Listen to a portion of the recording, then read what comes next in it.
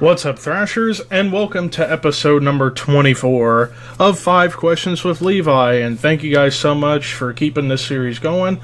We got 2 episodes left before we get to the halfway point of the first season of 5 Questions with Levi, episode 26, since, 52 weeks in a year, episode 26, half of 52.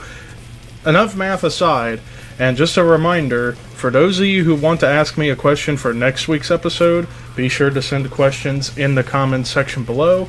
But let's get started with this week's question, shall we? Billy Bishop asks, what are your thoughts on the band Iron Maiden, and did you like the Book of Souls by them back in 2015? Well, I love Iron Maiden. Even though I like Metallica more, I can't deny that Iron Maiden is arguably the greatest metal band of all time and arguably the most influential. Granted, Maiden wouldn't exist if it wasn't for bands like Black Sabbath and Deep Purple, but as far as like a worldwide influence, Iron Maiden is the biggest influential metal band of all time, up there with Sabbath, Metallica, Slayer, Judas Priest, Motorhead, Death, Bathory, Venom, Celtic Frost, so many others that I could name off. But Iron Maiden is the biggest influence on most latter classic metal and modern metal bands. Like, you hear Maiden influence in like early Metallica, Trivium's music, Avenged Sevenfold's music. Now, as far as like my favorite album of theirs, I personally am a big fan of Seventh Son of a Seventh Son, because that was when the band started getting a little more proggy with the keyboards and the synthesizers and trying to write some more complex songs. But as far as Book of Souls, that's an album that I have, but I've never listened to all the way. I've heard bits and pieces from a couple of tracks, but never the whole thing. It's just so ambitious, and it's also, to me, a bit of a difficult task. It's like, how do I start with this album? Well, not really how do I start, but when can I start on it? There's just so many other bands and so many other albums I try and get to that Book of Souls always slips through my head, even though I have the actual album. Never listened to it all the way.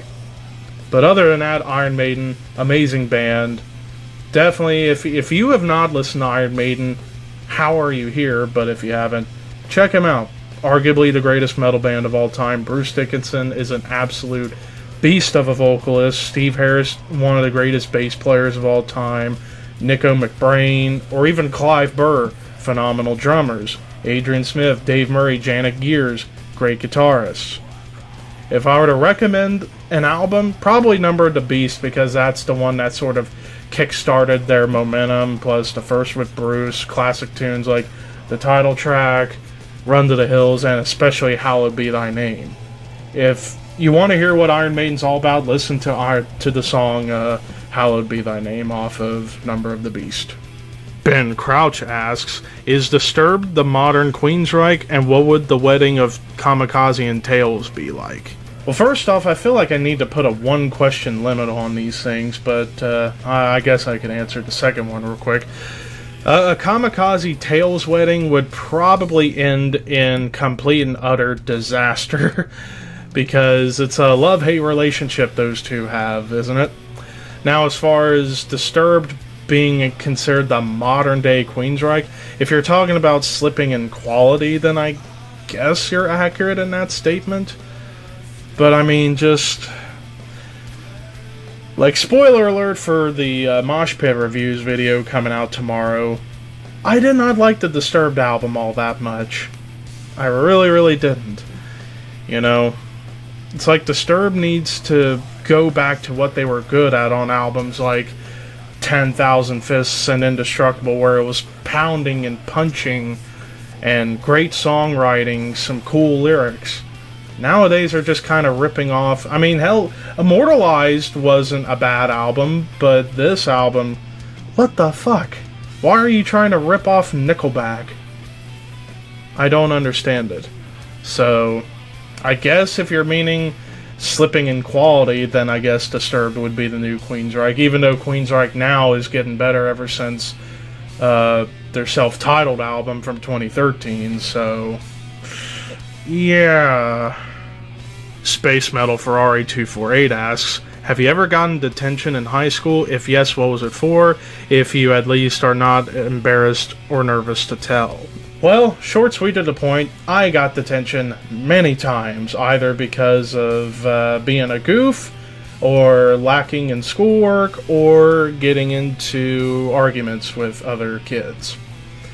So, yeah, I think the most memorable detention I could remember was elementary school, where I was playing with my goldfish and slushy, and I guess one of the teachers didn't like that for some reason, so looking back at it, it's like, what was wrong with me playing with my goldfish and slushy? I don't understand.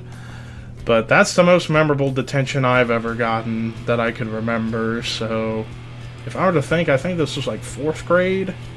I don't know. BlazeLife334 asks, do you ever wonder how Dale Sr. would react to the NASCAR Cup Series races nowadays if he was still alive? Well, I feel like if Earnhardt was still alive, he would have pretty much flat out said hell no to all the changes NASCAR has done to the cars nowadays if he was still alive. But if the changes were still having to be made and Earnhardt was still alive, he probably would be bashing the hell out of the France family and whoever else is in charge of making these cars. You know, after all, it's an embarrassment. These cars nowadays are an absolute embarrassment to what NASCAR is supposed to be. NASCAR is supposed to be stock cars. Now these are like overly complicated, fucking hardly any rear downforce. It's like all they care about is the splitters, front downforce, and side force. You need rear downforce for good racing, guys. It's not that hard to figure out. Motorsports Fan 17 asks, should Brett Moffitt go to RCR's 21 car in the Xfinity Series next year, or the RCR 8 car in the Cup Series? I feel like it would be best for Moffitt to just go to the 21 next year, because after all, you saw with his inexperience in Cup, minus the Atlanta race that I keep talking about, he was not experienced enough for Cup. I feel like if he goes to the 21 in Xfinity and does well enough and perhaps even win a championship, then yeah, bring him up to Cup within about 2 years of his Xfinity run, no doubt. So if I had the choice of picking to ride for Moffitt next year, it would be the 21. But then again, we don't know what's going to happen with Moffitt. Hell, and we don't even know much about what's going to happen with the Truck Series next year as far as who's going to be in what rides to begin with. So, but if I had to choose, I would put Moffitt in the 21 in Xfinity. And that does it for this episode of 5 Questions with Levi. Yeah, this was a shorter episode, and that's because some of the questions were pretty simple to answer. But next week's episode 25, remember to send a question for that episode. Now, keep in mind, I'm going to have to start putting a 1-question limit on these things because, you know, I don't know, I just prefer 1-question limit for the episodes to make it simpler for people. But nonetheless, thank you guys for watching. Peace out, and I will see you next time.